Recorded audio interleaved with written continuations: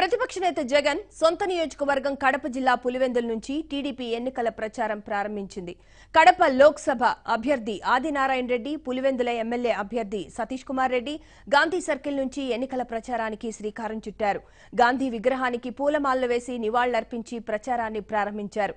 జిల్లా నలుమూలల నుంచి తరలివచ్చిన తెదేపా నాయకులు, కార్యకర్తలు ర్యాలీలో పాల్గొన్నారు. ఎన్నికల మేనిఫెస్టోలో ప్రకటించిన పథకాలతో పాటు చెప్పనివి కూడా ప్రజలకు అందించి వారి మద్దతు పొందామన్నారు మంత్రి ఆదినారాయణ రెడ్డి. అభివృద్ధి చేసి ఓట్లు అడుగుతున్నామని, ప్రజలు తిరిగి అధికారాన్ని టీడీపీకే కట్టబెడతారని ధీమా వ్యక్తం చేశారు. సాగు, త్రాగునీరు సహా పులివెందులకు అవసరమైన అన్ని వసతులను సీఎం సమకూర్చారని, పులివెందులలో టీడీపీ ఖచ్చితంగా గెలుస్తుందని సతీష్ కుమార్ రెడ్డి అన్నారు. పార్టీ తరఫున అసెంబ్లీ అభ్యర్థిగా నేను, పార్లమెంట్ అభ్యర్థిగా ఆదినారాయణ రెడ్డి గారు పులివెందులలో మొట్టమొదటిగా ప్రచారానికి ప్రారంభం చేస్తున్నాం.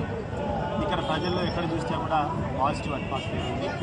తెలుగుదేశం ప్రభుత్వంలో గడిచిన 400 సంవత్సరాల నుంచి జరుగుతున్నటువంటి సంక్షేమ పథకాలు అనేది ఈ ప్రాంతంలో ముఖ్యంగా ఎన్నో సంవత్సరాల నుంచి నిరీక్షిస్తున్నటువంటి కృష్ణా జలాలు రావడం కానీ ఇవన్నీ కూడా చంద్రబాబు నాయుడు గారి ఆశీస్సులతో ఆయన పట్టుదల వల్ల రావడం జరిగిందనేటువంటి ఒక బలమైనటువంటి విశ్వాసం ప్రజల్లో ఉంది. ఈ యొక్క విశ్వాసం మరి పెద్ద ఎత్తున ఇక్కడటువంటి రైతులకందరికీ 279 కోట్లతో రుణమాఫీ రావడం, దాదాపు 35,000 మందికి ఈ యొక్క పెన్షన్లు, వితంతువు, వికలాంగుల వృద్ధాప్య పెన్షన్లు ఇవ్వడం, అదే కాకుండా 55,000 మంది మహిళలకు, డ్వాక్రా మహిళలకు ప్రతి ఒక్కరికి 20,000 రూపాయలు ఉచితంగా ఆర్థిక సహాయం చేయడం, అర్హత కలిగినటువంటి ప్రతి ఒక్కరికి కూడా ఇల్లు ఇవ్వడం, 6,500 ఇండ్లు రూరల్ హౌసింగ్, అదే రకంగా 4,000 ఇండ్లు అర్బన్ హౌసింగ్ కింద శాంక్షన్ చేయడం జరిగింది.